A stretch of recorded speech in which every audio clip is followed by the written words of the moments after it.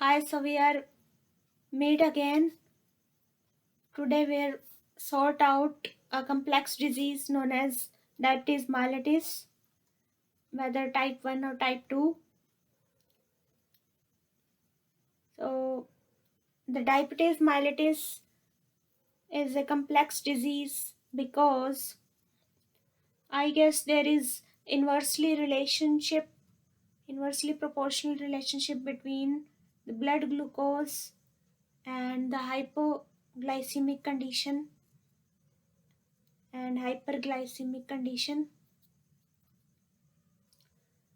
So it revolves around pancreas. Pancreas is an endocrine gland, that is ductless gland, which contains islets of Langerhans.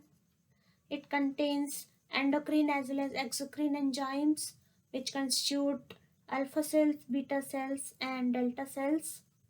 Alpha cells constitute about 60%, and beta cells revolve around center of the Langerhans, and delta cells on the periphery of Langerhans. Now, beta cells make the most notable secretion, that is insulin. Alpha cells makes the secretion of glucagon. These two peptide hormones are basically secreted by pancreas. Now, the remaining delta cells are the somatostatins, which acts on alpha cells and beta cells. There is overall regulation of endocrine system and the cell proliferation, that is more and more production of cells is regulated by glucagon and insulin. Now the coming to the structure of pancreas, as other organs, it also contains capillaries, blood vessels, arteries, which has reached to alpha, beta, and delta cells. So whenever glucose in the blood is high and insulin is secreted. Now the structure of pancreas basically revolve around a chromosome 11, which has a short arm, and of course genes. Genetic code is generated on chromosome 11. There is a DNA sequence, and corresponding to which there is a RNA sequence, and of course there is transcription molecule. Now cytoplasm is attached with ribosomes to convert to amino acids, proteins. Now more precisely, the structure of insulin revolves around a signal sequence which is formed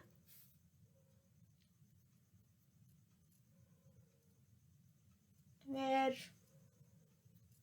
a peptide chain is formed. C peptide chain revolves around endoplasmic reticulum, and this signal sequence is formerly known as pre-proinsulin, where the end of pre-proinsulin, that is the signal, is get digested, that is cut. The remaining portion is proinsulin, which is having a disulfide bond, that is two sulfur molecules are present in the bond, and further there is A chain, B chain, and C peptide chain. So this matured insulin being formed after the digestion of the signal, it gets stored in vesicles in association with zinc molecule, which is a hexamer molecule because there is 6 pairs of insulin are present on the zinc molecule. Now coming to the mechanism of how the insulin is secreted in the pancreas. Now when we intake a blood glucose which enters into the circulatory system, it forces the beta cells through a special glucose transporter known as GLUT2, which makes flip-flops and just move from high concentration of cell membrane to a low concentrated cell membrane, which further activated upon by an enzyme known as glucokinase enzyme.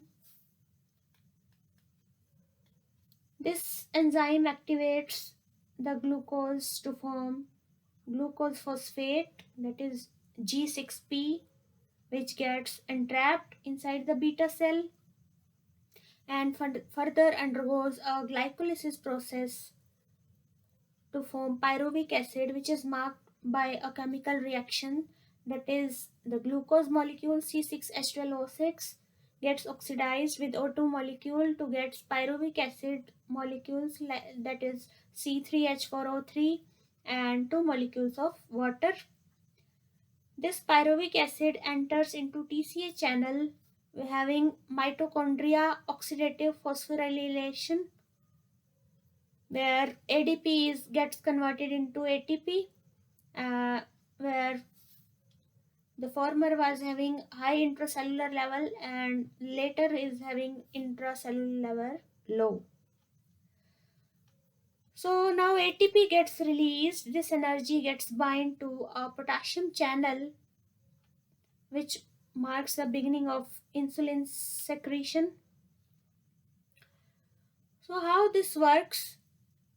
The potassium channel basically contains negative charges, that is it is negatively polarized, and it is having potassium ions which goes from one end to another end, in and out movement of potassium ions, which gets blocked by this ATP. So now potassium channel is blocked, so a new calcium cation channel is formed where calcium ions are being flowing. So this marks the release of insulin and other products like amino acids in equimolar form. Now this was the mechanism basically to release the insulin in the pancreas, especially in the beta cells. Now coming to the basic drugs, if a person is having diabetes mellitus, there is sulfonylurea, which acts on the potassium channel, which was open due to non-working of glucokinase enzyme. So this drug gets the potassium channel blocked and regulates the release of insulin as in a healthy person. There is another disease called insulinoma, which is marked by tumor in the pancreas. Basically, there is abundance insulin in the patient having insulinoma. So here the condition is opposite as in diabetes mellitus, whereas in diabetes mellitus the hypoglycemic condition was required, and here in insulinoma the hypoglycemic condition is being treated. What happens? A drug called diazoxide is given in patient having insulinoma to stop the release of insulin, which was releasing in abundance, by opening the potassium channels to mark more and more flow of potassium ions so that calcium channels do not get open and the insulin gets reduced. There is another interesting facts about insulin we can see in a human being. You must have noted that during dehydration we give glucose intravenous in the muscles of a human being. This is because in intravenous there is absence of additional natural insulin which is being generated when oral medication is given to the patient suffering from dehydration. That is, yeah, a natural glucose, natural insulin gets released by gastrointestinal system, so which is not required in dehydration as it further enhances the dehydration. So if a person comes to you with sudden loss of weight and sudden increase in satiety, and his or her eyes are being itching, so don't ignore the patient. The underlying condition may be diabetes, and get de get dehydrated. The patient will get dehydrated easily and maybe get hypoglycemia. Uh, so this was about diabetes mellitus. Thanks. Stay home. Stay safe. Bye.